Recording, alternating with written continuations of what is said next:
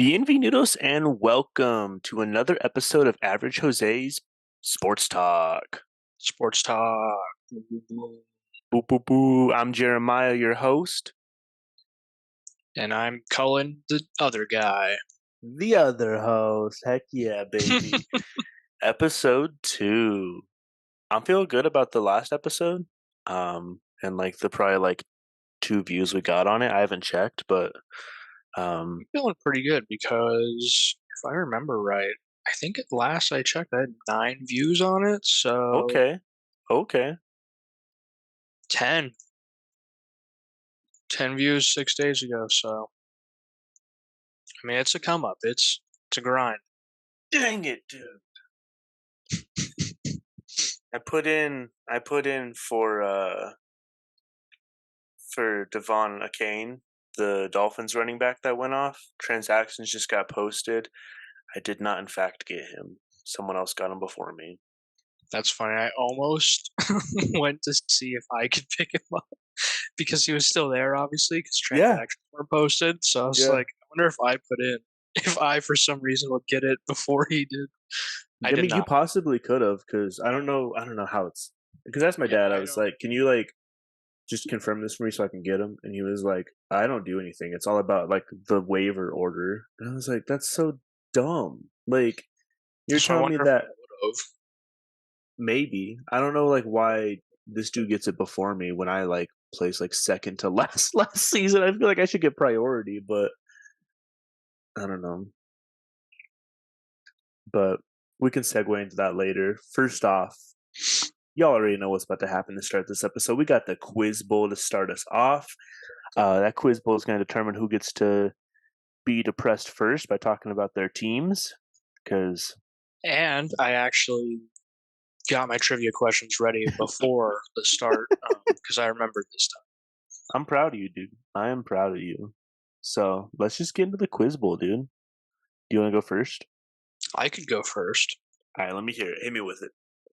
All right. So with this one, I'm going to let you take your normal guess, and then I also have 3 guesses that you can pick from. Oh, okay, okay. Just to try to give you, because I don't know how Some, much you paid attention. yeah. Which NFL game had the lowest total score? Both teams combined, lowest score. Oh, and I was thinking college because I was like, because I know that. Wait, there was a game that was 14-10, but I can't remember if it was college or not. I don't remember. After I put them down, I don't remember what the score of each team was. I just have the numbers. Is it Jets Patriots? It was Yeah, that was the 14-10. I think that was the 14-10 game. no, because it was 25 total. I think it was 15-10. 15-10. It was 15 because the Patriots got a safety, I believe. Second was Falcons Lions at 26. Yeah, And that one wasn't I too. was hoping that that would throw you off because that was also low scoring. Yeah. It's only one more point. And then Titans Brown was 30, just because the Browns Well, had 27 and the Titans had 3. oh yeah. Well, and the Falcons Lions game was 20-6. Like that's why it's 26 because the Lions themselves put up 20 points. Yeah. And so my thought process was I was like, okay, it has to be a game where both teams score pretty low. And then I remember the Patriots Jets game being like one of the worst football games I've seen all season and maybe in my whole life. Watching it, I was like, this is very boring. I almost thought it was a Monday night game because both Monday night games got off to a really slow start. I mean, And the the Jets never got to a better start. right. At a certain point, the Eagles did run away with it, and the Bengals and Rams did get interesting, but the Jets and Patriots never got interesting. I mean, when you have Zach Wilson versus Mac Jones, it's going to be the lowest scoring game of the week, probably. Yeah. Yeah, that's crazy. All right, okay. All right. Speaking about points, and everyone's talking about the Dolphins this week, or at least they were until someone showed up at the Chiefs game. We're not going to talk about that. But anyways, before I guess it's not even before because this record hasn't been broken. I'll take 2 answers on this because it's people have been talking about it a lot. But What's the NFL record for most points in a game and bonus points if you can name who holds it? I will take two because everyone talked about one on Sunday where they're like the Dolphins could beat this record, but there's technically another one that people really didn't talk about um, because I think it was in like the Super Bowl, so no one really counted it. But I mean, it's still impressive, so I'll take that answer as well. So are we talking like they won by a certain amount of points, or their total score was a certain amount of points? Most points by a single team in a game. Okay. I hate myself because I did see something that said, "Oh, the Dolphins could beat this thing," and I didn't click on it or look. Um, so I could have known the answer. It's clearly higher than 70. I'll tell you that. Yeah, is it the Dolphins versus Broncos for 70 points? Holy cow! Yes, it is. Um, Trick question. I don't know. I don't feel like I've ever seen a football score of like It was not 100. in your lifetime. Yeah, it was not in your lifetime, Well, I don't and even feel like I've it's seen in a the 70s. highlight. I'll tell you, it's in the 70s. No one's ever scored higher than 80. They said they could do it. Is it 76? It is not 76. I'll give you one more try because you're close. 78. You went the wrong direction. Oh. So what everyone was talking about was 72 points because the Redskins in like I think it was like I think it was 66 Redskins put up 72 points Hmm. in a regular season game. Now, the other answer I would have taken would have been 73 points because in 1940 the Chicago Bears won the Super Bowl 73-0. Yeah. I mean, it wasn't Super Bowl, but It was the NFL championship. So, yeah. Pre um, Super Bowl era, still Bears undefeated. It's whatever. Bears are undefeated in the pre-Super Bowl era. I mean, they have the highest score of all time, so I don't want That to is talk crazy, about it. dude. 73-0. And the fact that everyone was just like, bro, if the Dolphins get a field goal here, they will take the record for most points in an NFL game. And I was like, no one's talking about the fact that the Bears put up 73. Like, I get that it was pre Super Bowl as the championship, whatever, but I don't know. That's kind of the issue when you like split like regular season and playoffs, is it's like the playoffs matter just as much. Like if I put up 200 Also, a lot of points in a things pre Super Bowl era don't really talk about just because there weren't so right, many rules and right, regulations, and right. the players weren't as good. I mean, they Right, pretty which much I mean, walked down the like, street and were like, "You're a big guy. You want to come play for the Bears?" And I was like, right, "Yeah." which I mean, like, would make it more impressive if like the Dolphins can pass the record that was held by like a team that legit could just pull a knife out and stab you in the middle of a play. Like, I Yeah, I think mean, that'd be they even more didn't care impressive. about hits back then. No, yeah, you could legit like bloody up someone, and then they'd be like, the ref would come over, pat you in the back, and be like, "Oh, it was a good hit. Can you do it again?" That was Like, really cool. yeah. So I don't know. 73 points, Bears. Remember it because that one needs to be talked about more. Hmm. Yeah, that's lower than I thought. I could have swore I'd seen like a I 77 always game thought, before. yeah, I always thought it was way higher than that. So I was very surprised when I was watching the Dolphins game and they're like, they're so close to the record. And I was like, really? Like, Really? interesting. And I Because said I put up way 76 more in because I Madden. could have swore they had asked whatever that chosen guy is, and Oh, he said he yeah. wanted to get another touchdown to get What it. did you hear So what I was he said? assuming it was So 76. they're talking to Robbie Chosen and they're like, you're so close to the record. Like, you guys are at 70.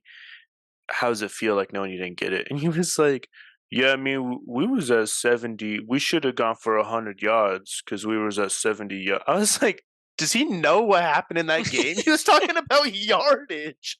He thought they were asking him about how they were almost to 100 yards. And I was like, what? Yeah, I almost had the best game of my life, but they didn't let me do it. So Yeah, so it was insane. Mike McDaniel did come out and say, because everyone's like, why didn't you kick the field goal? You knelt on fourth down. You could have kicked a field goal and taken the record, right? And he was like, well, we weren't here to set records. We were here to like win a game and make a statement. And I think that's what we did. I was like, honestly, at yeah, that point, like you have 70 points. You set right, your statement so long ago. At that point, take the record. It right. does not matter. You are up by 50 points. You already allowed your team to score 70 before being like, we're just going to take the But win and leave. is it almost more disrespectful to rather than just be like, nah, I don't need the record. I said what I said already. And then just kneel and hand the ball to the other team and walk off the field. Like I mean, that's I guess almost it to me is that's almost more of a disrespectful, but baller move, to be like, nah, I don't need more points. I've said what I needed to say today. Like, if I was on the other team, I would have and told him I would have kicked the field goal. I don't care. yeah, Go. I would be so pissed off if the team I'm playing is 3 points away from having the record. And I And think that's why it's so funny and so disrespectful because it's just like imagine that where you're just like, well, at least something good will come out of this, and we get to see a record. And then they just like look you over at you the sidelines, just kneel it, and then just leave the football on the field and walk away. And you're just like, what the what? yeah, I'd be After all this, so after mad. this beat down we had to take, you're not even going to take the record with you. 70-20 is just a disgusting score. Yeah, we'll talk more about that when we get to team takes, but it was crazy. Anyways, what's your second one? All right. How many total interceptions were thrown in the Oregon Colorado game? Ooh, total. I want to say 4.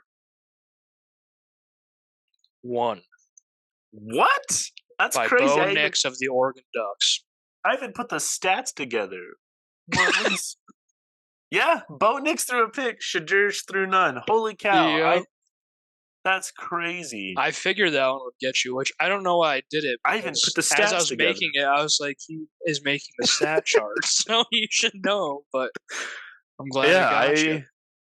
Dang, dude, that was a good one. Because That's you crazy. hear about the game, you saw it, like you would think I knew that Bo Nix Sanders threw was the one. one. Yeah, I knew Bo Nix threw one. I just thought Shadur threw 3 because I think that's what he did against like CSU, and I was like, oh, Oregon's defense is better than CSU. Like it had to be close, but wow, that's crazy, dude. All right, before Sunday, what team had the biggest blowout in the NFL since the merger in 1970? So we're talking modern NFL blowout, not 73-0 Bears. So since 1970, what was the biggest blowout? What team won, I guess? You said before Sunday, so I'm assuming it was lower than 50.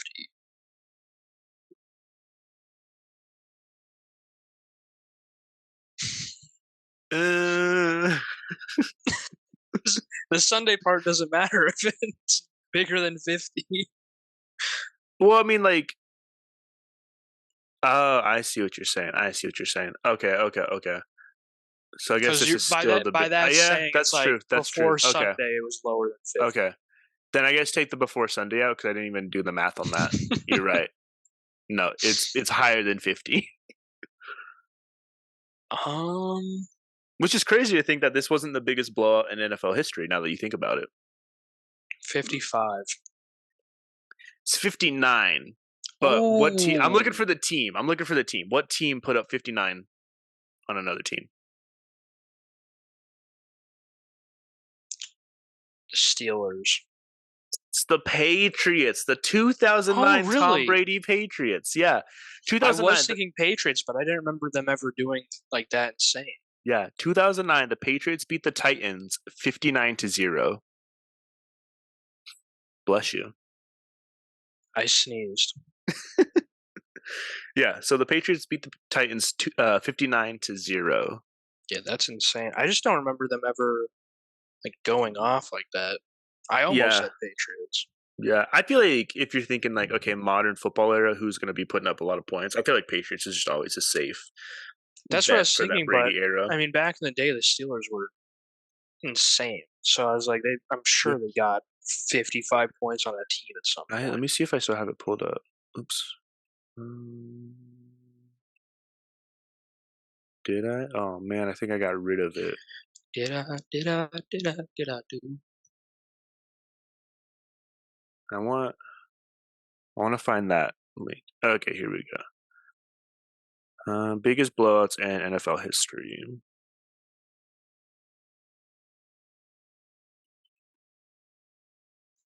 All right, so oh my gosh, all these just ads popping up. My computer's about to crash. All right, so 2009 Patriots, right? 76. Ooh, my thing is laggy because Yeah. this web page is terrible.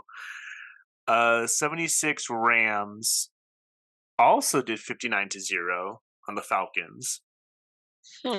2012 Seahawks 58-0 on the Cardinals. And then 2000 Jaguars 62-7 on the Dolphins. That one's surprising. 2011 Saints 62-7 in the on the Colts. And so those are the top 5 blowouts. So I mean, like, that's insane that this Dolphins game's not even top 5. Yeah, that is, especially some of the teams that were named. Right. All right. What's your third one? I'm up 1-0. Oh, which NFL QB had the most passing yards this weekend? Sorry. Ever?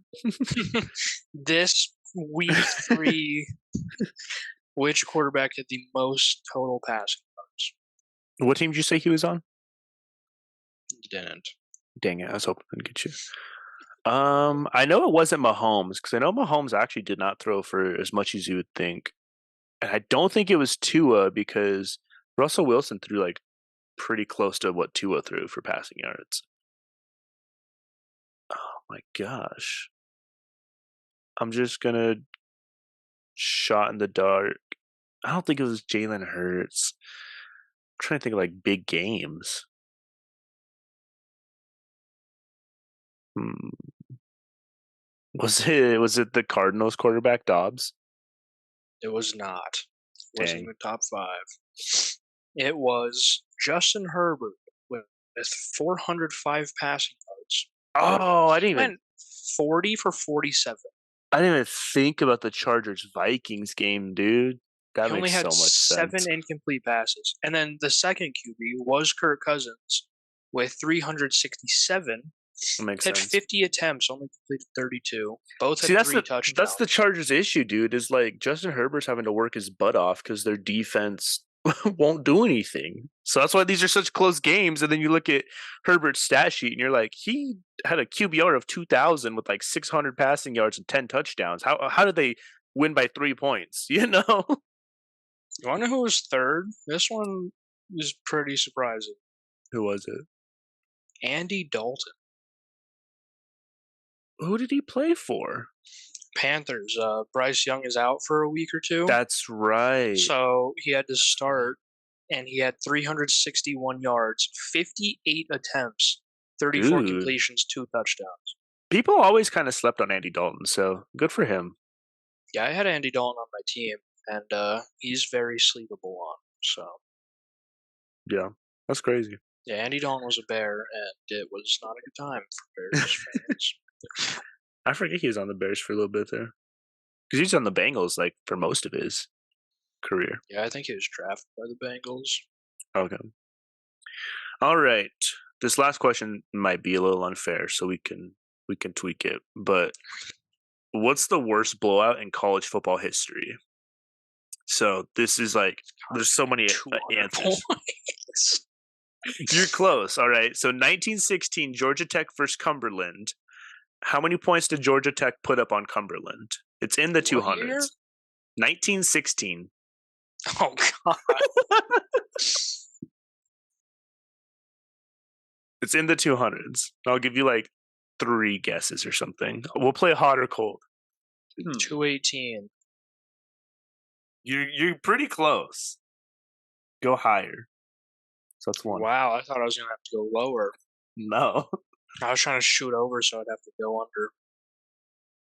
222. That is 222. I had remembered seeing something, and I was trying to think of why I visually liked the number. And Yeah, it was because it was 3 2s in a row. Yeah, 222. Georgia Tech beats Cumberland 222-0. That is just disgusting. Like, why do you keep playing that? So what happened was John Heisman, who I think was like Georgia Tech's coach or something, had heard that Cumberland brought in professional baseball players to beat Texas Tech, or to beat Georgia Tech 22-0 before, right? So Cumberland brought in professional baseball players to like beat these college kids down. So hearing this, he was like, "All right, we got to get our revenge." Cumberland tried to back out of the game beforehand, but would have had to pay a $3,000 fine in 1916, which probably was insane. So they couldn't back out of it. So then Georgia Tech showed up and just went berserk. Yeah, that is disgusting. Like, I don't. I think I'm just gonna have to pay those fines. There's no way I'm letting a team put up 222 That's points on that's me and I'm that's staying. about that's about 31 touchdowns. In Actually, 4 quarters. let me pull up the stat sheet. I want to see the stat sheet now.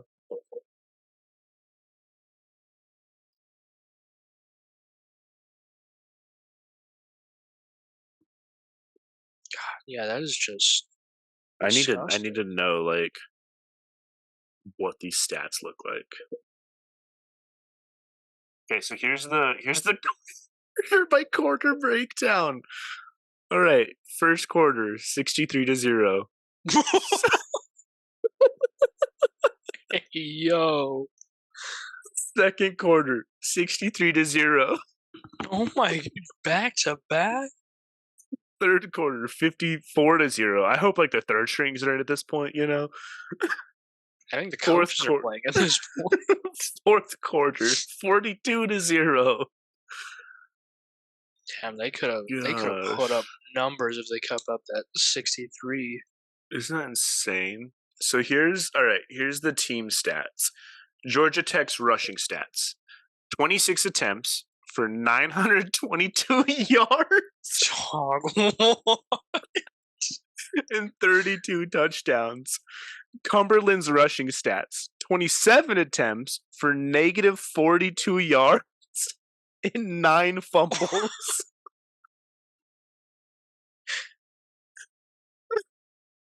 This And sounds then like a Madden game. That doesn't even sound real. here's the passing stats. Cumberland 2 of 18 for 14 yards and six interceptions. Georgia Tech didn't pass the ball once.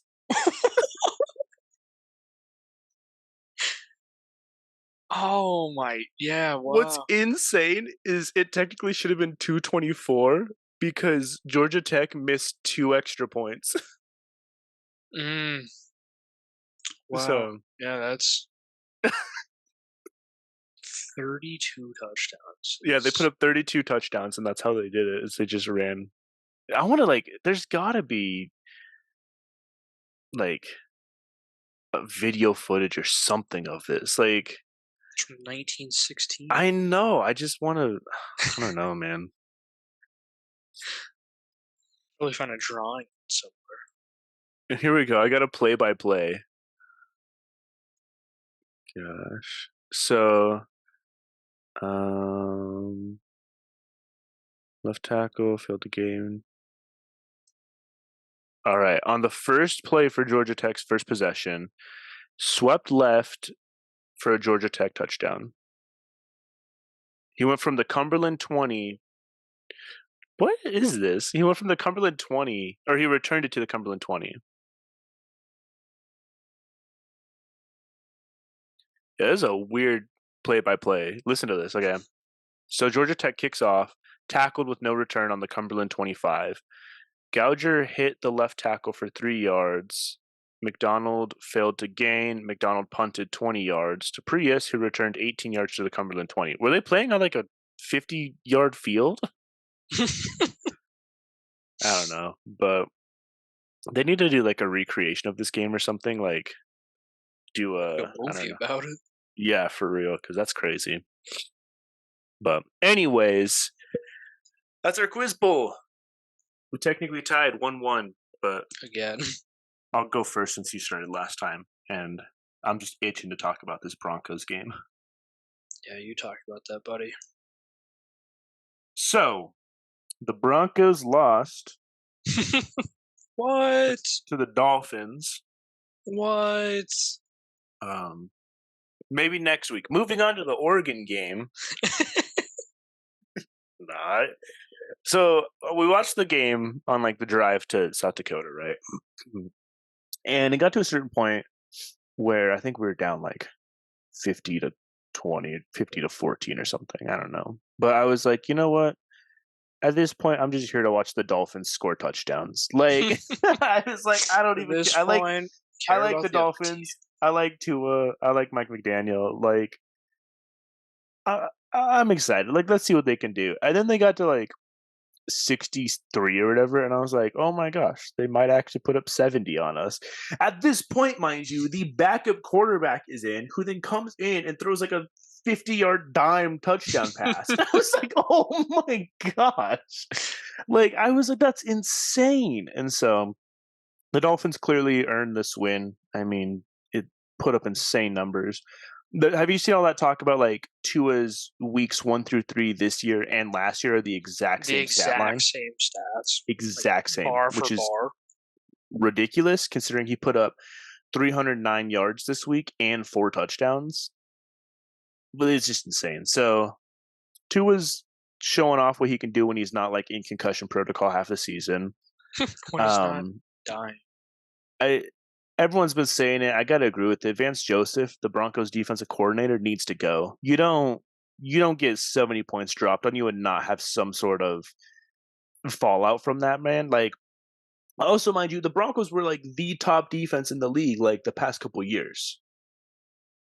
That's why like last season there's a whole stat about Broncos if the Broncos could put up 18 points a game, they'd win all their games, you know? Not all, but most, yeah. Like this is just insane. What's even more insane is this season so far, weeks 1 through 3, the Broncos have put up a total of 69 points.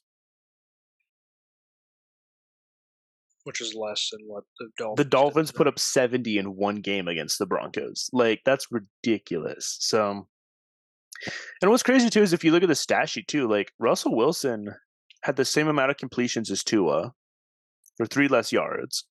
He threw a touchdown, he threw an interception, and got sacked one time. But like, you look at the stat sheet. If you show me this stat sheet, you'd be like, "Oh wow, that had to be like a really close game." Like, but the issue was the Broncos could march it down the field, and then they just stalled out and couldn't finish the possessions. That's what they usually do.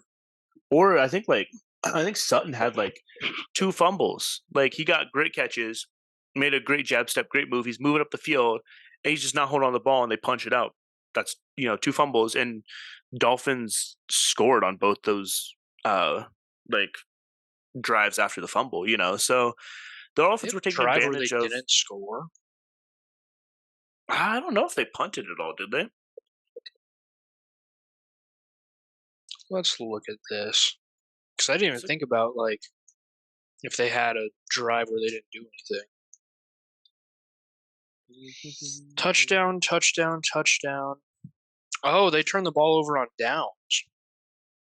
Did they? They went for it on a 4th and 1, didn't get it. I think I That's remember. one. Yeah. Touchdown, touchdown, end of half is a down. Touchdown, touchdown, touchdown. One punt, touchdown, touchdown. And then downs again. But I think that was the 4th that you were talking about. Yeah. Yeah, he nailed it, so I'm not going to really count that one because they did I it would on count purpose. that, yeah. So only 2 drives where they didn't score or try to score. That's crazy, dude. The closest the game was like 7-0 at the start, and then 14-7 at After the the start. first touchdown.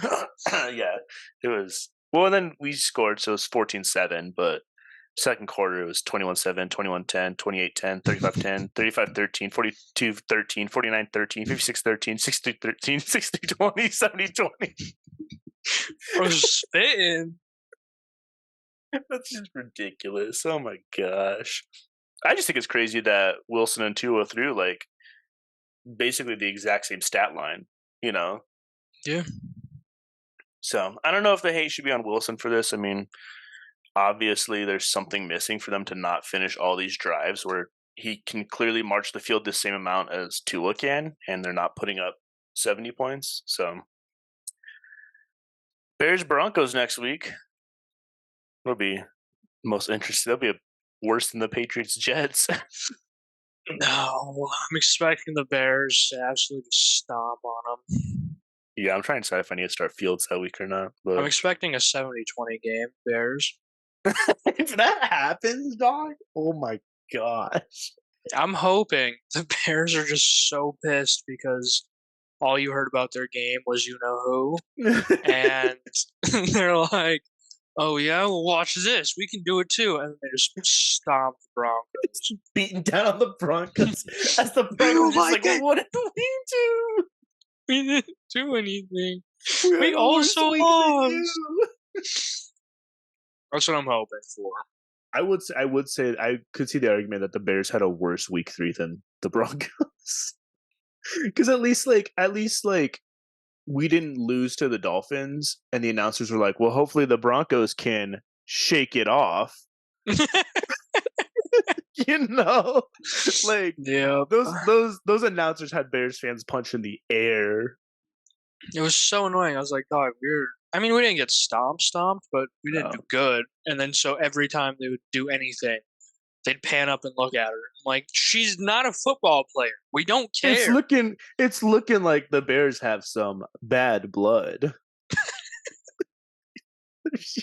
Bro, what?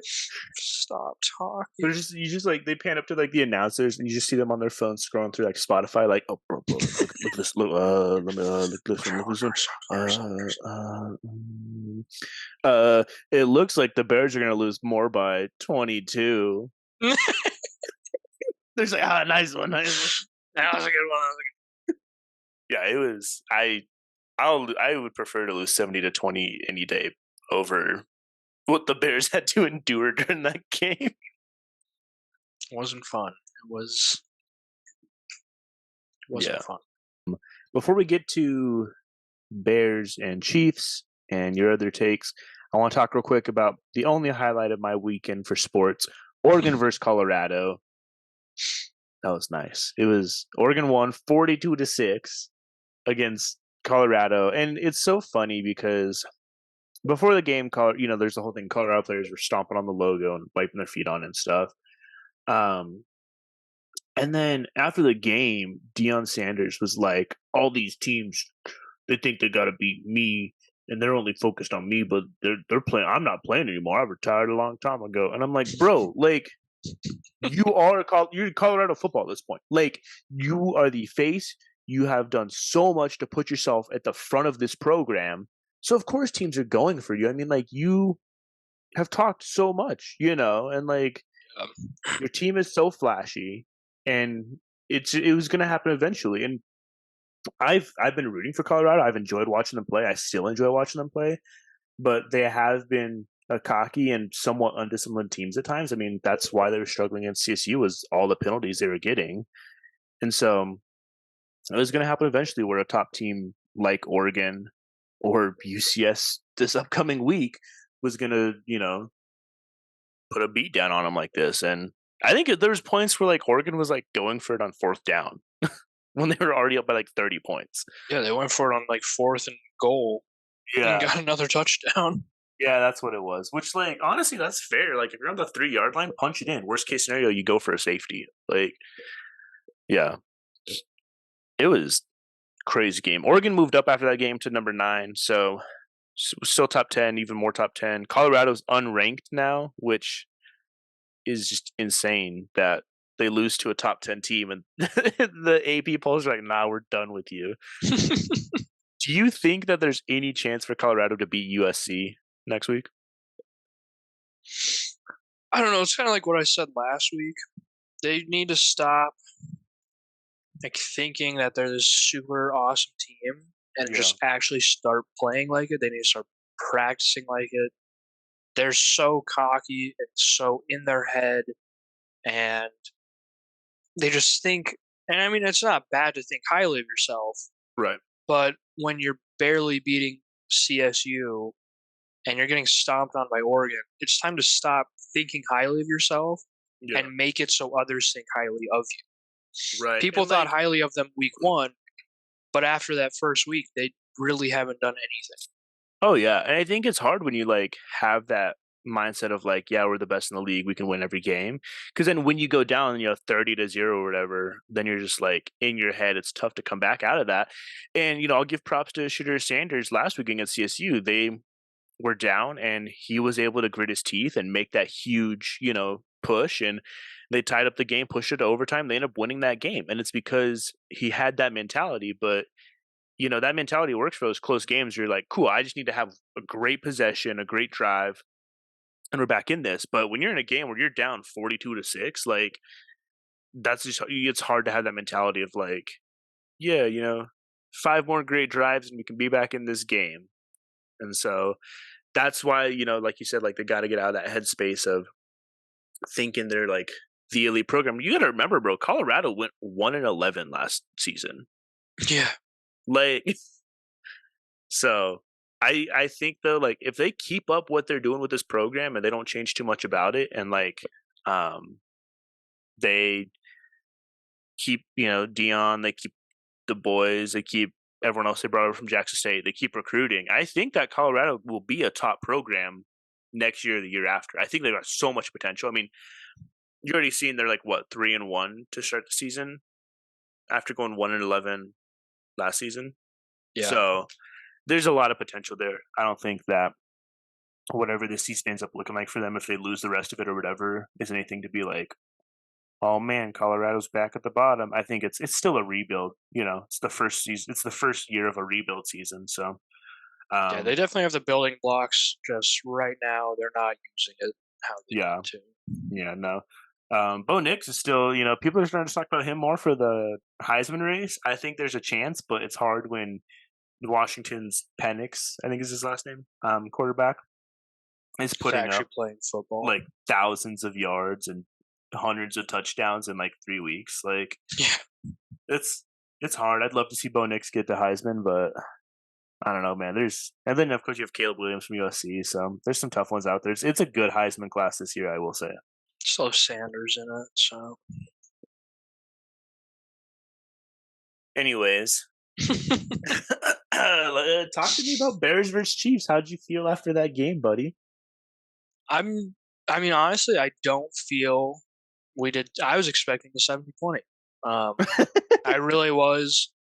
I think the Chiefs, unlike the Dolphins, led up towards the end of the game. I feel like they kind of hit the brakes. We're putting in different guys. They allowed a touchdown, but it was trash time, so it's not like the touchdown really affected anything. 41-10, though, still lost. So a tough like loss. I said, Yeah. going in, I was expecting it. It was the Super Bowl champs in Kansas City, and it's the Bears. Justin Fields had a terrible game. 11 for 22. Yeah. 99 yards. 99. Break 100. Yeah.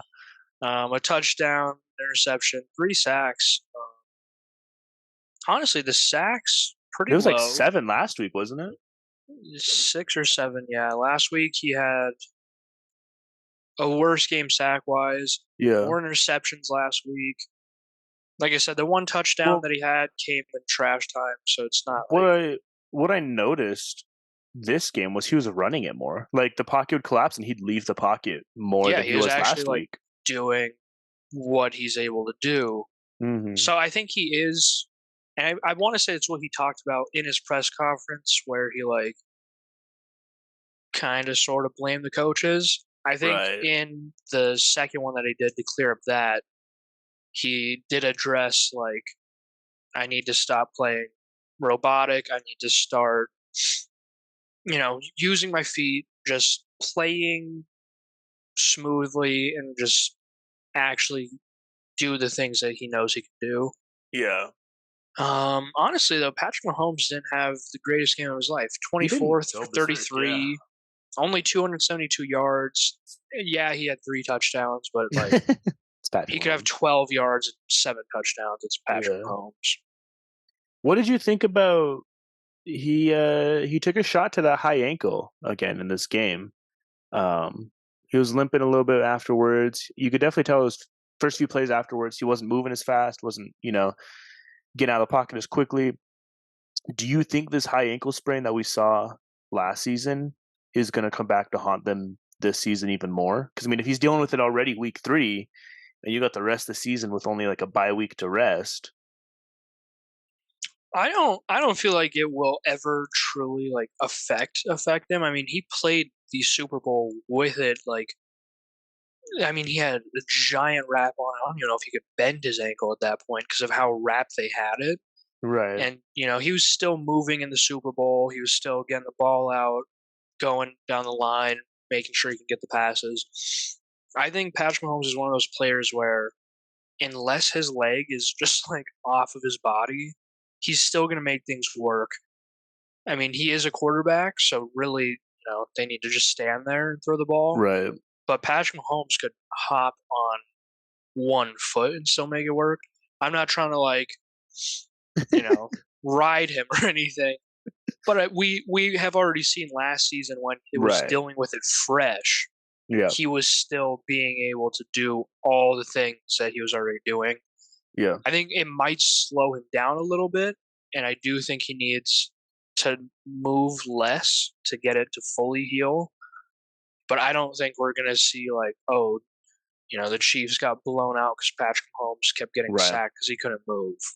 My only concern for the Chiefs with it is it's very clear he's dealing with this, and how many defensive ends are just going to target that ankle for sacks. True. Where I mean, all it takes is you go for the leg and then you do a gator roll. You're rolling that ankle every time, and it's a legal hit. I mean, it's a clean hit, and it's kind of what the NFL wants, defenses to do when they hit the quarterback is to roll, so they're not like landing on the quarterback, and so I think it just depends on how teams game plan for it and if they want to target it. But if teams keep hammering it the rest of the season, we could see something bad come out of it. We've already seen you look at the Lions Chiefs game start the season where he was getting pressured so hard by I think it's Hutchinson. Um, all it takes is a good edge rush, and he's getting pressured, and he can't escape as quick as he normally does.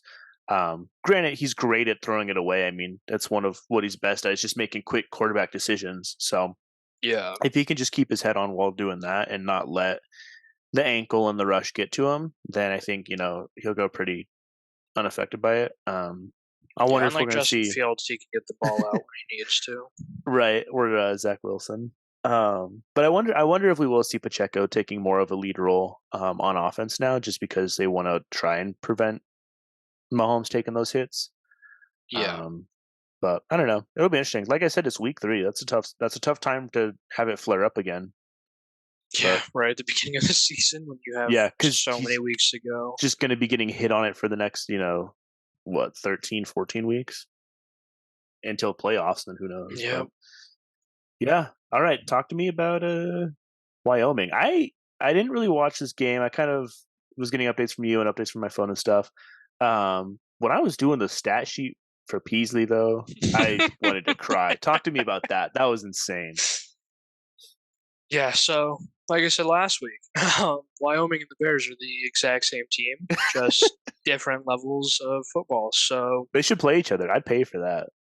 Andrew Peasley, 5 for 15, 31 yards, an interception, and a quarterback rating of 6.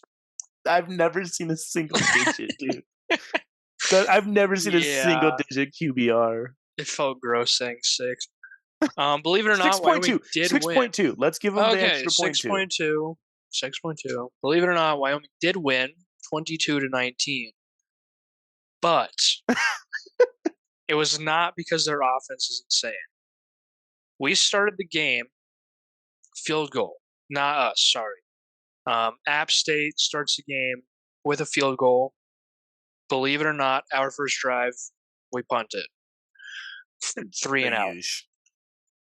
The next drive, We should start a drinking game for the shot for every 3 and out for UW. we would probably die of alcohol poisoning before Be like the that one halftime. Dolphins family that does it for every touchdown or whatever. App State field goal again. We punted. Then App State fumbles, so that's pretty good. And we got a touchdown off the fumble. So we were able to get that turnover. Like That's I said, huge. defense made some moves. We were able to get a touchdown. We only had to move it 26 yards, so I'd hope If we we get didn't points at off least that. get a field goal, then that's on us. Then App State gets 2 more field goals to go into the um, end Red of zone? the first quarter. Oh.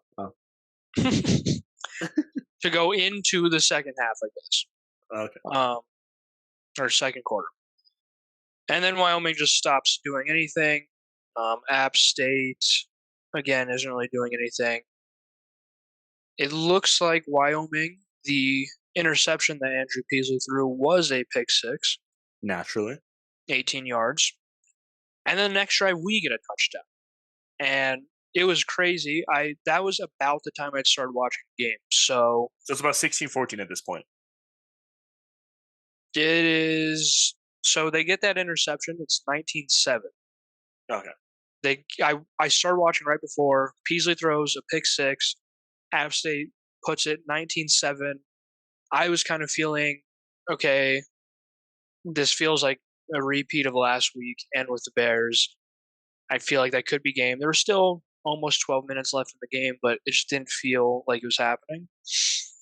And then Cowboys get the ball, touchback, they're on the 25 or whatever. One play, 75-yard touchdown. Jeez. In one play, they went from, I don't think they're winning. I don't think they have, the time or the ability to win. That's how they always do it, dude. And all of a sudden it's 14-19. I'm like, okay, we actually have a chance to do this. We kick off, send it downfield. Apps doing their whole drive. They get down to the something. It's not telling me. ESPN on Wyoming games is terrible. It's not telling me anything. Nice. They're the 30. They get down to 30, go to kick a field goal. Wyoming jumps up, blocks a field goal.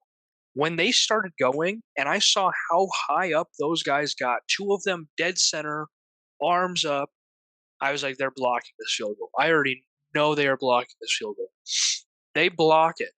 And I haven't seen this part because none of the replays are like really showing it. Yeah. They go up, it's focusing on them. I don't see the ball at all. The camera looks over. There's a guy booking it downfield with the ball in his arms and scores a touchdown. Jeez. I don't know how he got the ball. I don't know if he caught it and ran, if he got a quick pickup. I have zero clue how this man was able to get the ball. But he did it so quickly, no one could catch up to him. We got a touchdown off that blocked field goal. Touchdown, 22-19, Wyoming. Crazy. And then I think they got an interception on the next drive. So, obviously 22-19, 3 points. We need something big to happen. Right. 9 plays later, we get an interception, keep the ball, are able to just down it and win the game. Crazy, Defense dude. played that game for us. They won that game. They always do. There's no way we should have been losing to App State. I mean, they're not a terrible team, but they're also not an insanely good team. Right. So defense really stepped up, interception that led to a touchdown, field goal block that led to a touchdown, another interception to seal the game. Well, I mean, that's why, when you look at the Texas game, we were in that until the defense started struggling. And the second the defense was out, Texas ran away with it. It's always defense that keeps UW in the game. Yeah. I mean, we need to work on our offense. Quarterback. I thought Peasley would have a different outcome on the Texas game. Dude, after this week, I don't know if he would have. We might have lost worse against Texas. Yeah. 5 for 15 for 31 yards is not something that's going to win you a game. He makes I don't know how he did decisions. Yeah, that's crazy. But I don't think UW's seeing a ranking this season. I mean, the rest of their season's pretty sure it's Mountain West games. So there's no way that AP is going to be like, you guys beat Air Force? Oh, yeah, top 25. You beat CSU? Yeah, our only shot was with Texas. So with that out of the way, then we're fighting for Mountain West championship, which I do think that we could take. I think we have a Um, chance. Mountain West CSU is game's going to be an struggling. insane game though, so that'll be a game to go to. I am worried if they play how they played against Colorado, but they only played like that one time. Um, Right. I'm not Yeah. too worried about that game. Yeah. Sweet, dude. So there are our team takes. News around the world. So starting us off, we got some college football. There's some decent games this weekend. So we had Penn State versus Iowa. Penn State won that 31-0. Penn State is now ranked number 6. And Iowa's out of the rankings, but I would never thought I'd see Penn State at number 6 in my lifetime. That's actually kind of crazy. Yeah, I wanted Iowa to win that game. Yeah, you like Iowa. You've talked about this, and I enjoy Iowa. But I mean, Iowa had 4 turnovers and was held to 76 total yards. Yeah, that's yeah. Which is so weird because I felt like they played really good to start the season. No, they And did, maybe they but were just playing like bad teams, but I thought no, they were playing better than 76 yards, 4 no, turnovers. they've had a good offense. With I think McNamara is their quarterback. But everyone's saying Penn State's got like the defense in the league. Like they're saying that Penn State's putting up the best defensive numbers. They play Ohio State this week, so Ooh, that'll be a good one. I think that'll be really. That's the test right there. I mean, Ohio State's now number 4. And if Penn State can stop Ohio State, I think Penn State takes that number 4 spot. Like that'd be crazy to see. So, we also had Utah versus UCLA. That was a purely defensive game, 14-7 Utah, which is just That's nuts. you never see college games that low in score. No, that's crazy. Utah's number 10 now, which again, I never thought I'd see Utah as a top 10 team. Like that's just weird. UCLA's out of the rankings. First play of the game, UCLA threw a pick 6. Yeah, You're so telling me in the remaining 4 quarters, 3 quarters and 14 minutes 50 seconds, there was 2 touchdowns. yeah, That's gross. it was just all defense. So it'll be interesting to see if Utah can bring that defense. I think they play Washington, Oregon, and USC later this season.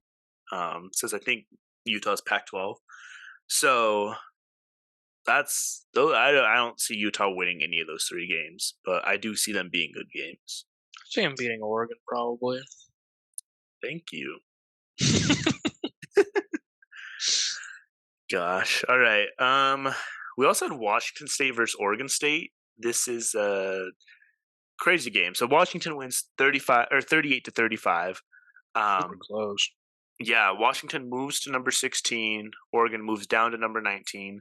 Washington State's quarterback had 404 yards and 4 touchdowns. And this isn't the Heisman dude. This is just a different quarterback.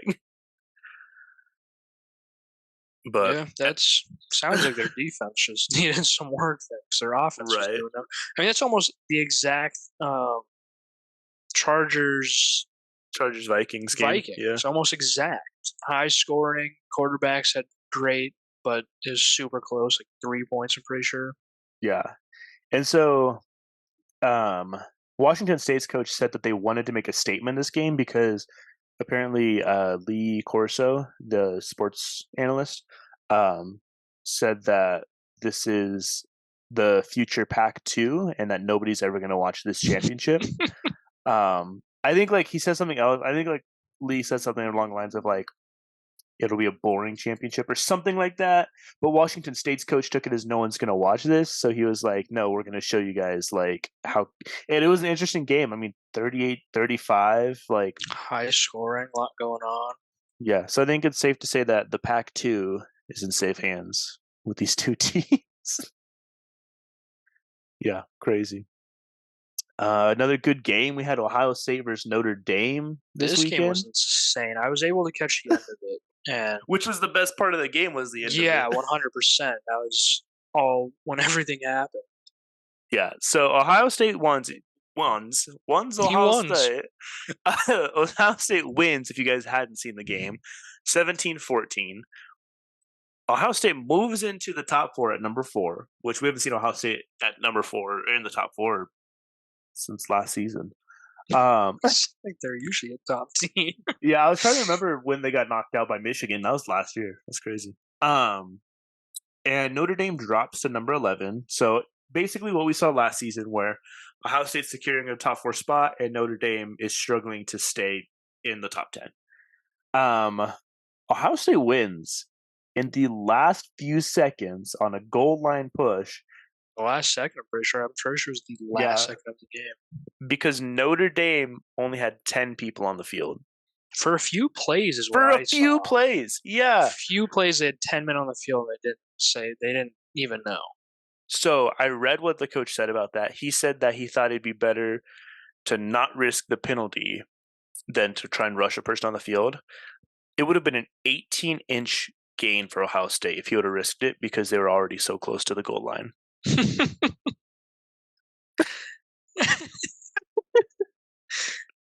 Yeah, I didn't want to give them any extra yardage because, like, it would have been 18 inches, sir. And you're like, they don't put them in the end zone. You would have had one more defender to try to keep them like, out. Coach, let me get in. I want to get in. They're like, no, we don't want them to score. If you go in and they call a penalty, they automatically score. Are you stupid? They put them in the end zone, so right when they call hike, they get the touchdown, dummy. Imagine that's how they do it, but then the quarterback fumbles it and like Notre Dame recovers it and gets a touchback. Yeah, so it was a few plays. Also on Notre Dame's offense, they made a few dumb calls where like they were up, right? So instead of running it, they tried to run like a screen pass, which stopped the clock, and like there's a few other things. And if they hadn't done that, Ohio State ended up getting a like 10-second runoff because of an injury, which ended the clock right at like that like 1 second mark. If Notre Dame hadn't wasted that time earlier with dumb play calls, Ohio State's runoff would have just ended the game. Yeah. So it was just one of those things where you make all the right mistakes and lose the game 17-14. Well, like I said, we were watching it a little bit at dinner, and my dad's friend is a Notre Dame fan. So we're watching the game, and Notre Dame's up, 14 whatever, 10. 14-10 probably, yeah. In like the last 4 minutes. Ohio State's moving it, and then they get stopped, have to give the ball over. And I thought that was game. I was like, Notre Dame's going to run the clock out. Yeah. They're going to just take the win, play it smart. We leave the restaurant. They're still up. And then I go to check the scores because it was Saturday. All the games are going. I'm checking scores. I was like, Ohio State won. Yeah. And I showed my dad. He was like, oh, you better tell Chris. I was like, why would I want to make him sad right now? Just like, Chris, Notre Dame lost. And he was like, how? They were winning with like a minute left. It was like Ohio State got the ball back and scored a touchdown with a second left in the game. Jeez. It was wild to see. Yeah, I don't care for Ohio State, but that's an impressive game right there. I mean, to keep fighting like that, and yeah, I don't know why, but I like Ohio State for some reason. It could be because like Justin Fields is from Ohio State, and there's a bunch of big players that are from Ohio State. I don't even really like red, but I think I like the O. Yeah. See, if I were to say that in my household, my wife might leave me. She's a Michigan fan, so rooting for Ohio State would be blasphemy in this household. So, yeah, crazy game. Ohio State's number 4 now. It'll be interesting to see if they can keep that push and finish in the playoffs. Yeah, we might get a Michigan-Ohio State rematch, which would be really good. Let's go, Ohio. Okay. Okay. All right, jumping into the NFL. The NFL had some interesting games, not ones that like really like Texans won. There's like not much to talk about there. They'd be like the Jaguars, which Jaguars are the Jaguars still. Cardinals beat the Cowboys. We'll get to that one. But the one I want to talk about first is Colts versus Ravens. Colts winning 22-19 in overtime. Got 22-19. With Gardner Minshew as the starting quarterback. Let's go. Yeah, guess who called that game? I did. That was impressive. You almost didn't, and I was like, "You gonna rock with your boy Minshew?" And you said, "You know what? Yeah, yeah." Gardner Minshew, I love Gardner Minshew. 27 for 44, 227 yards and a touchdown. Those are great stats coming off of second stringer They're starting. okay stats, but yeah, yeah. I'd say like when was the last time he started a football game?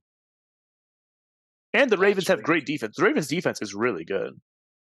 should be really good. So, They're awful now. um, didn't know the Colts defense was like this, but the Ravens had 2 fumbles. Colts usually have a pretty good defense. I think it's been lacking the last few years, but Yeah. it's usually just their offense that can't get things working. Yeah. So great game. Lamar had 2 rushing touchdowns and 101 rushing yards, which that's pretty awesome and all, but I don't think the quarterback should be your lead rusher every week. I think that the Ravens need to figure out that running back room because you can't just keep putting it on Lamar to have to, you know. Well, not only that, they don't have wide receivers. They've never Right. had wide receivers for Lamar to pass to. Yeah. So that's a tough one. Ravens really struggling. Do you see the Ravens getting? Do you see either of these teams, I guess, getting to the playoffs this year? I think the Colts could. Their offense has made a turnaround. If their defense can grow a little bit to take down the top teams, I think the Colts honestly have a chance for the first time in years to be in the playoffs. I do want to talk about the Ravens. If the Ravens did what the Bears are doing, they're I don't want to say they're the same team, but they're pretty close. I mean, they're run Yeah. first. Their quarterback is usually their top running back as well. If the Ravens did what the Bears did and spent all of our money and all of our picks on wide receivers, I think the Ravens would be so much better because now they have a lethal pass game and a lethal run game. Right, Right because now, Lamar they can don't actually take have. advantage of those receivers. Yeah, and they don't have a pass game. I don't know who their wide receivers are besides Odell, and I'm pretty sure he's out right now. He's injured every other week. Yeah. Yeah, I like they do not have the wide receiver room, but they have the skills for one. Yeah. So I don't know, man. The Ravens always seem like they're just one few steps away from being a great team in the league. Oh, Um, every year. so hopefully they get that figured out. I mean, I'd love to see Lamar get a ring, or at least get close to a ring. But shoot, dude, if Minshew's leading the Colts, I could also, like you said, see the Colts make a good run. Imagine what the Colts would be doing if they figured out this Jonathan Taylor situation and actually utilized him. That's another thing, yeah. Yeah. But to wrap up our NFL talk, last week, if you guys remember, we asked the question: when will the Cowboys disappoint their fans? And it didn't take long because we got an answer. It was this week. They lost to the Cardinals, 28-16. I thought it was going to be 2 weeks from now, but they did a quick one on me. We literally looked at their schedule and he said, "Here's their schedule. Who do we think?" And we literally said, "Cardinals, easy game. Wash. Patriots should be easy." And now I'm like, I think they lose the rest of these games. I don't really. I don't You know lose to the anymore. Cardinals, I think you're done for the season. The Cowboys gave up 400 total yards and threw an interception to the Cardinals, dude. That's just insane. And not to hate on the Cardinals, not to trash them, but they have been talked about and have shown to be one of the worst teams in the league this season. Yeah, they're But terrible. yeah, and what's crazy too is Lamb had 4 catches for 53 yards, not terrible. Pollard did 23 carries for 122 yards, not terrible. But they just weren't. I mean, last week they put up 40 points, right? I think what let them down this week is what they weren't getting let down on the previous weeks, their defense. Week 1 and 2, their defense was an unstoppable brick wall. Micah Parsons, yeah. Yeah, no one could do anything against them. They were getting insane interceptions, fumbles, returns. Their defense was carrying them. Their offense, yes, played well, but if you looked at all the play-by-plays, it was oh yeah, fumble recovery for a touchdown, pick six, Yeah. blocked, whatever. Their defense was carrying, So to give up 400 yards, their defense clearly was not doing what their defense should have been doing. And without that defense, I don't think that they can win. Yeah, that defense definitely. It just shows that the defense has been doing so much more than maybe we were realizing. I knew it from the start. I Do knew it. you think that this is a fluke, or do you think that this is a warning for the rest of the season? I think if their defense doesn't pull their heads from outside, they are going to have a tough time. Patriots, I think, could run it up on their defense. 49ers, I know, can run it up on their defense. Chargers easily. Chargers, They're a that game will purely be tough offensive just team, because Chargers defense doesn't play. So I think their right? offense can run it up on their defense, but I think Cowboys can also run it up on the Chargers It'll be a defense. high scoring game. I feel. Rams, After I seeing they're how the so Rams played the iffy. Bengals, I think that they have a good chance. I mean, Right, but I mean they were so close to beating the 49ers and then they lose to the Bengals who haven't been doing that right? hot.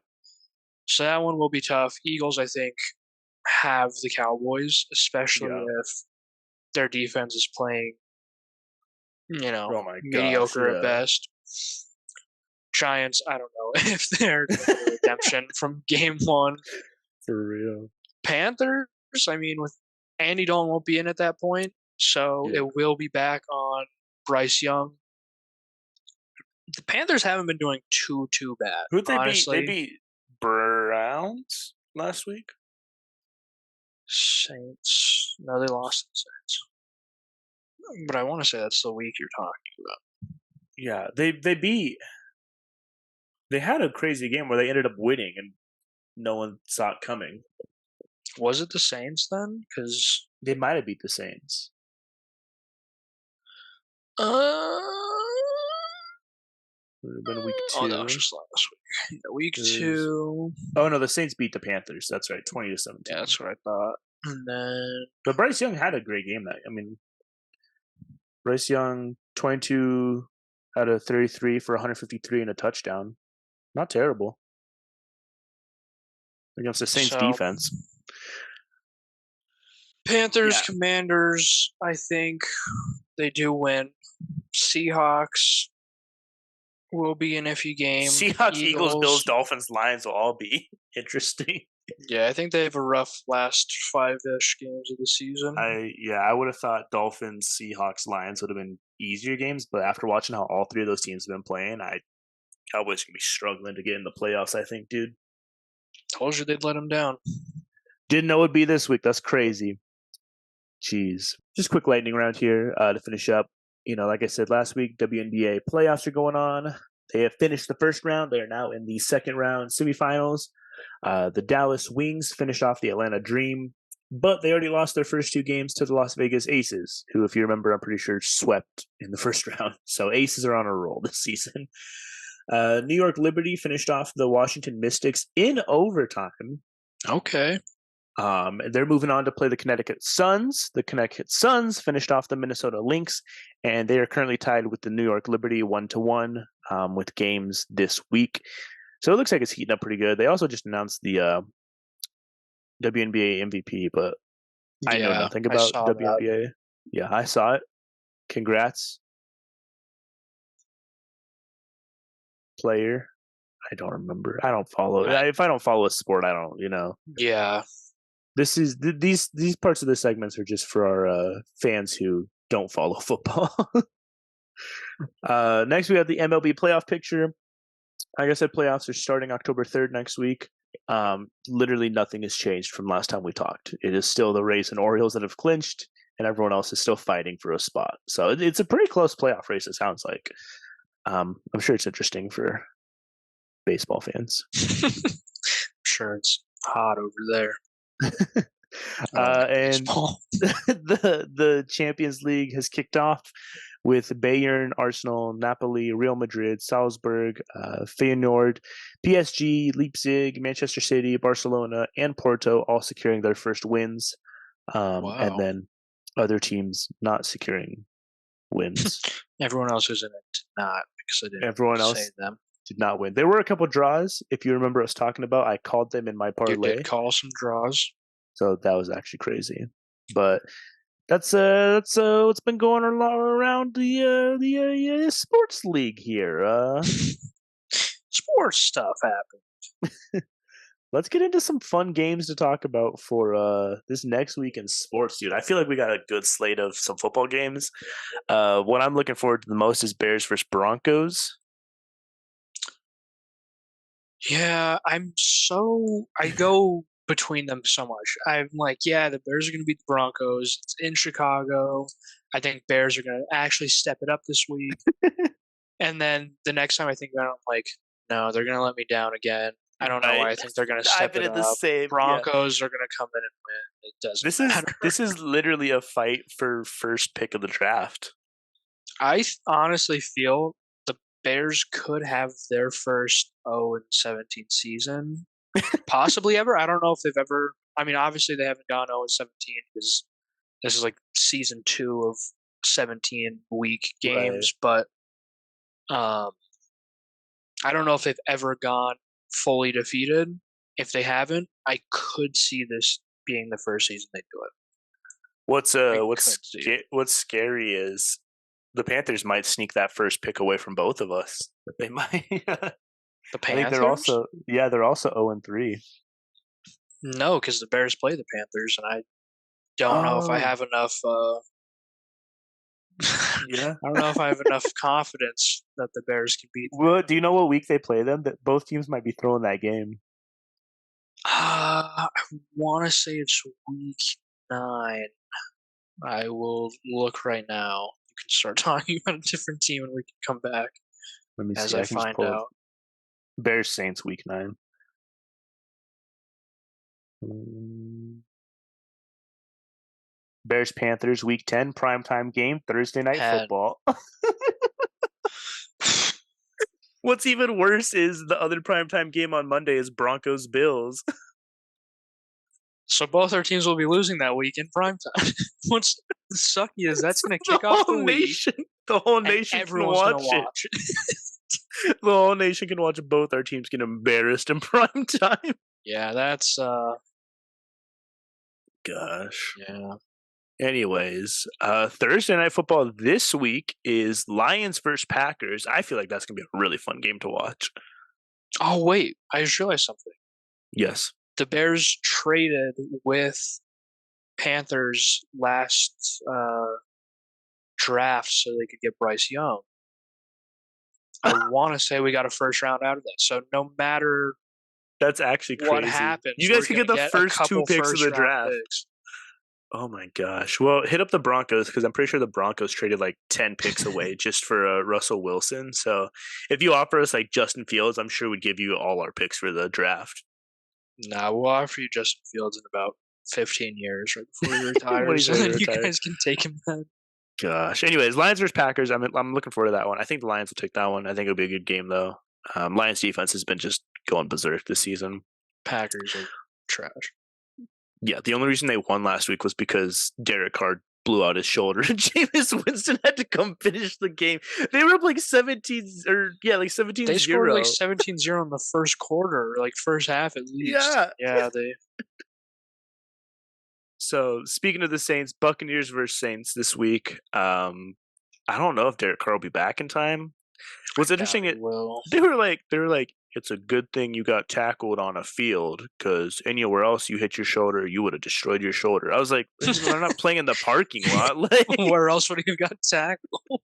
yeah, they're like, it's a good the ground absorbed the hit more. I was like, well, that's probably why they have them play on grass and turf. It's probably why they don't have him play on cement, buddy. Yeah, I think if Derek Carr's there, it'll be more of a game. If it's Jameis Winston, then if it's Jameson, it's Buccaneers. I mean, I feel Buccaneers like have been. Bucks have it, yeah.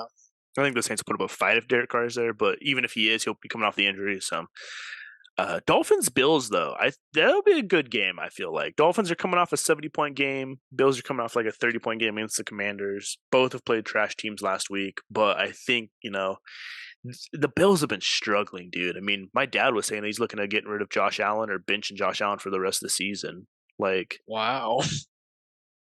he's That's not. insane. Yeah, What he's a good throwing. game. he had an okay game, I'm pretty sure. Against the Commanders too. I mean, that's not really saying too much. The No week hate. 2, though, he had a good game against, I want to say, an actual team. I don't remember who they played. 37-3 against the Commanders.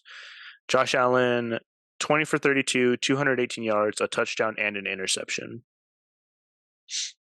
They put up 38-10 on the Raiders, and Josh Allen had 3 touchdowns.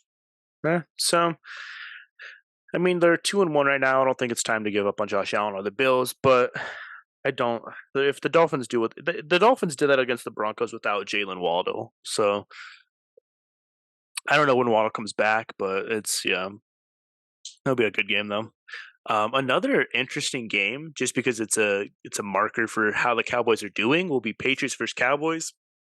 If the Cowboys lose this, dude, I think they're done. I don't.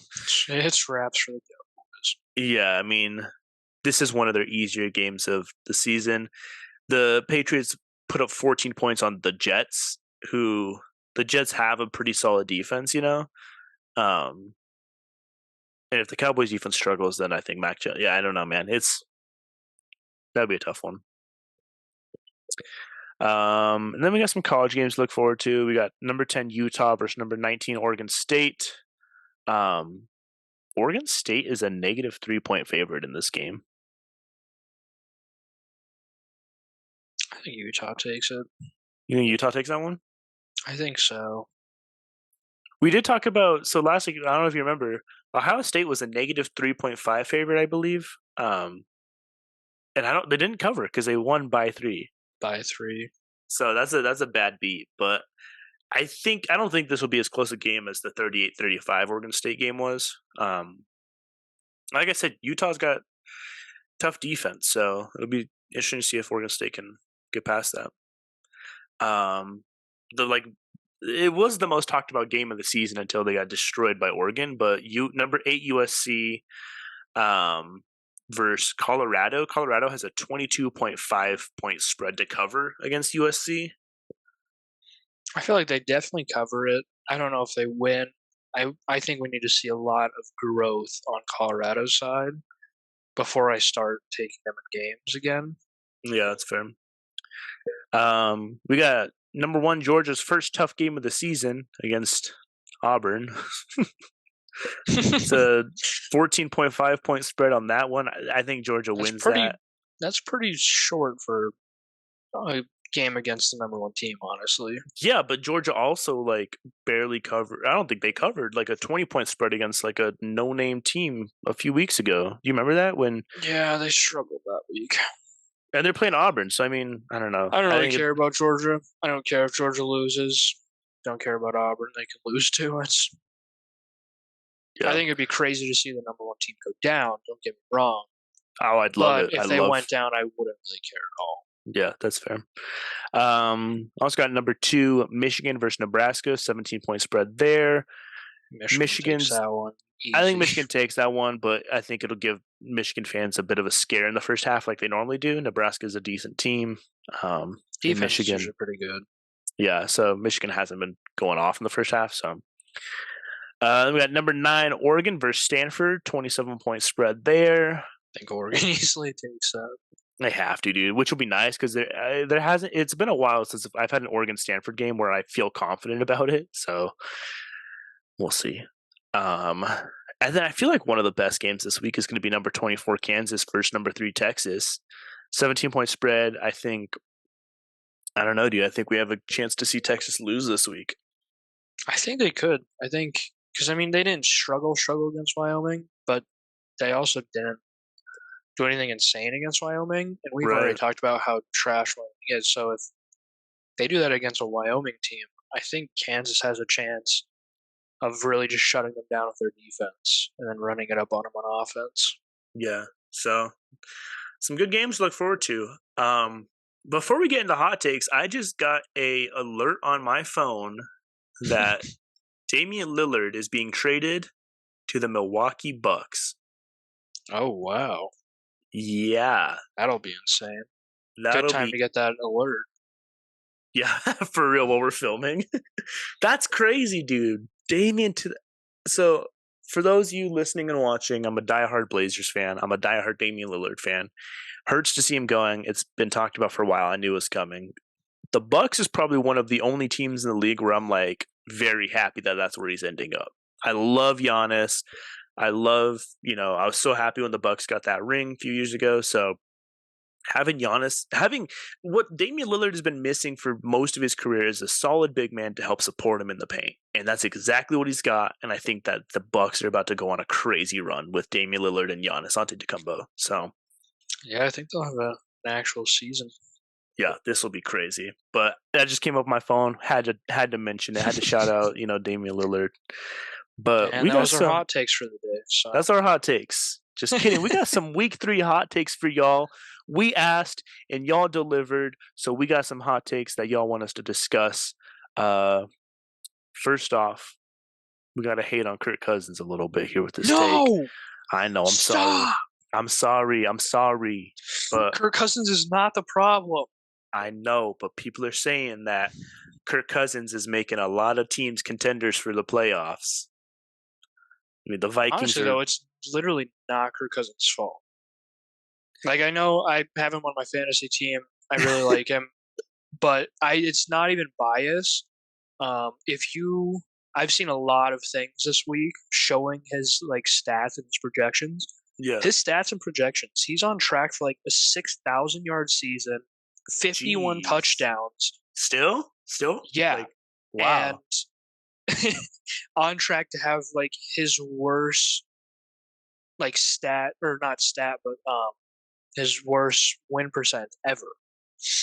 Yes, the first game I want to say was he had 2 fumbles lost. Week 2 he had 1 fumble lost. But if you look at his yards, 344, 364, 367, 2 touchdowns, 4 touchdowns, 3 touchdowns. It is not Kirk Cousins' fault. Yes, first game, I would argue he played a big role. He himself gave over the ball 3 times. First game, I feel, was a little bit on him. Week 2 and 3, though, like, he was doing everything he needed to do. He was getting the ball out in open space. He was setting up great touchdowns. He was setting up good field position. And then fumbles again. Week 2, I think they had a total of 3 fumbles as a team. Last week, I know there was at least 1 fumble because that was my tight end who did it.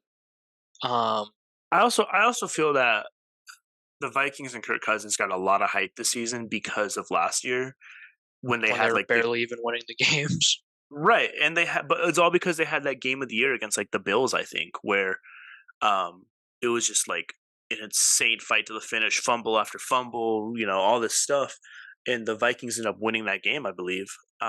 And everyone wanted to talk about them after that. I mean, they made it to the playoffs for the first time in a little bit. Like the Vikings were looking good, like, and people hyped it up to the point where they're like, "Oh, bro, Kirk Cousins is gonna come out, 17-0 championship run," and then they're 0-3. But I mean, like they've Which played is like crazy to see. the Vikings defense also isn't like as The cracked up as Vikings it used to be. defense is not stopping anything, and I feel like Right, that and that's is the the issue. biggest part.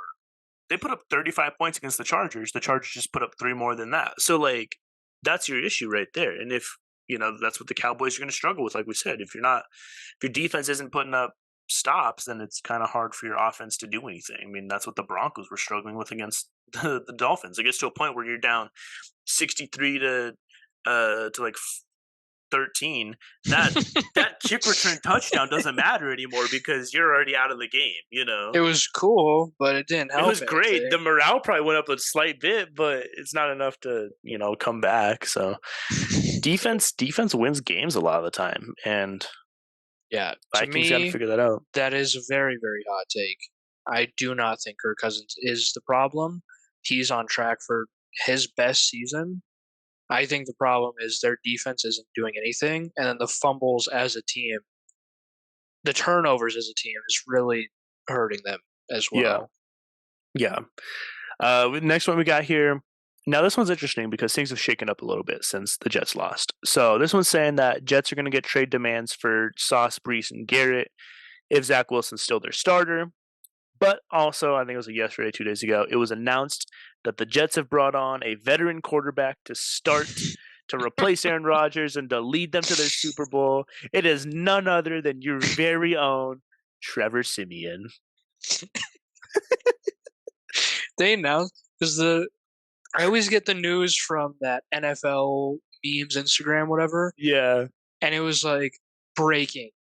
Jets bring on veteran quarterback to take the play, and I was like, "Oh my god, who is it? Like, I what was like, veteran no quarterback?" way. And then I clicked on it. It was like Trevor Siemian. I was like, "Dog, what?" oh. I was like, you got RG3 and Kaepernick both asking for a chance, and you're gonna pick Trevor Siemian? Yeah, I was like, there is absolutely no way they hyped up Trevor Siemian. I think the reason that they're doing that is if you bring on someone like Kaepernick or a true veteran like that, then whenever Rodgers is ready to come back, now you have this fight between Rodgers and a well-known Kaepernick, RG3, whoever you get, and you gotta decide like who you start, and Well, plus so Trevor Siemian's actually been playing, right, since he joined. Kaepernick and RG3 haven't played in years, like forever, yeah, years and years and years. They can. I don't feel like they can play anymore, not because they were bad to begin with, but they are not in their peak conditioning state. So, right, like, yeah. yeah, I So don't see them that's crazy playing. though, dude. I saw that and I was like, there's no way. What's the hot take for that? The hot take was that the Jets are going to need to get rid of Sauce, Brees, and Garrett if Zach Wilson's still here, but it's kind Got of you. no longer relevant because, you know, Zach Wilson's no longer there. He's back on the bench. All right. This one's actually crazy. I don't know if you're ready for this hot take. People are saying that Jared Goff is clearly a better quarterback than Lamar Jackson. Jared I Goff did feel put up a like, rushing touchdown this week too, so don't even hit me with the Lamar can run. Jared Goff can too. well, I feel like Lamar running is why people are saying that because Right. what they say about Justin Fields, they say it started with Lamar Jackson. Lamar Right. Jackson's just a running back. He can't throw the ball. Like, so I don't feel like it's too hot just because we don't really see Lamar Jackson throw that much.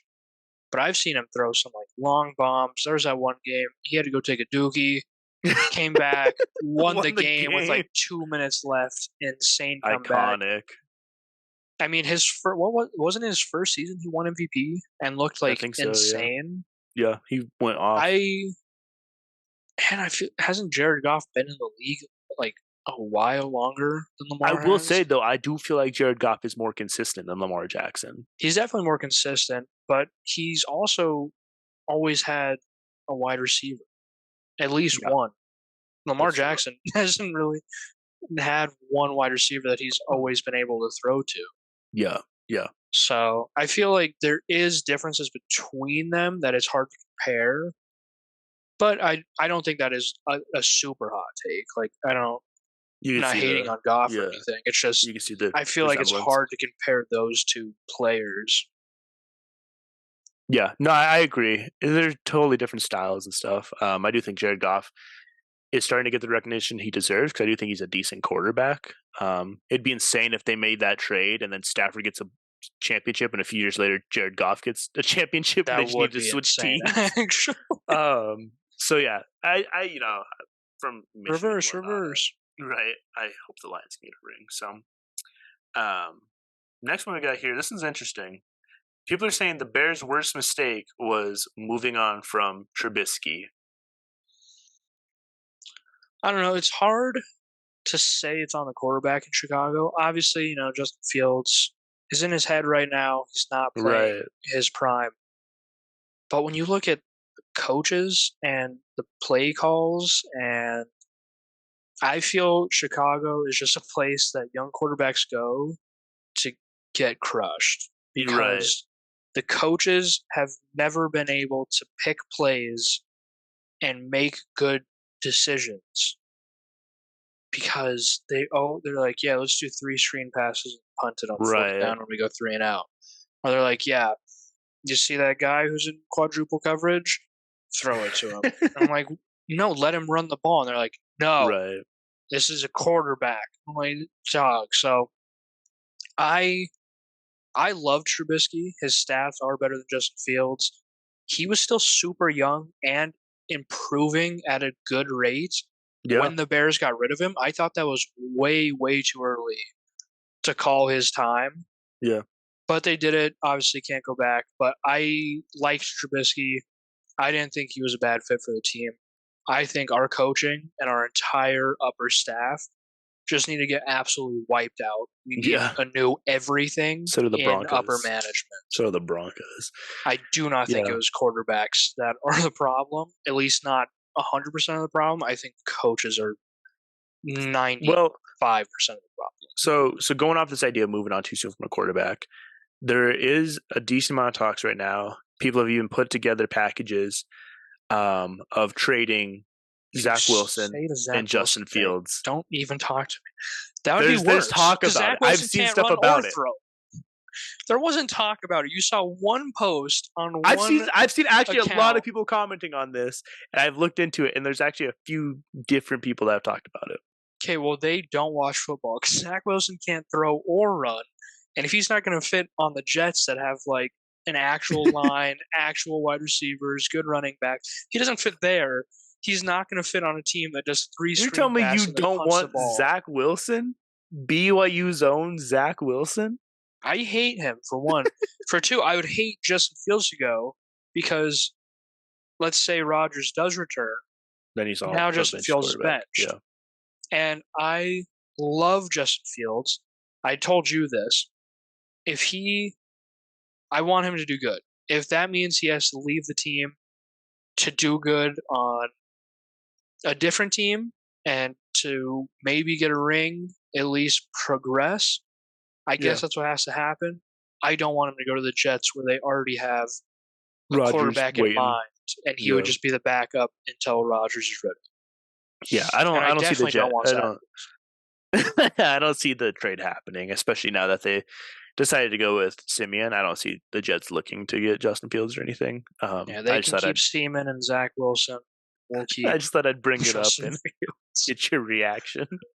I hate him. Oh my gosh! All right, guys. So yeah, those are some hot takes. Like before, feel free to hit us up with some more of your hot takes. We'd love to discuss them, because we're out of hot takes again, so we need more.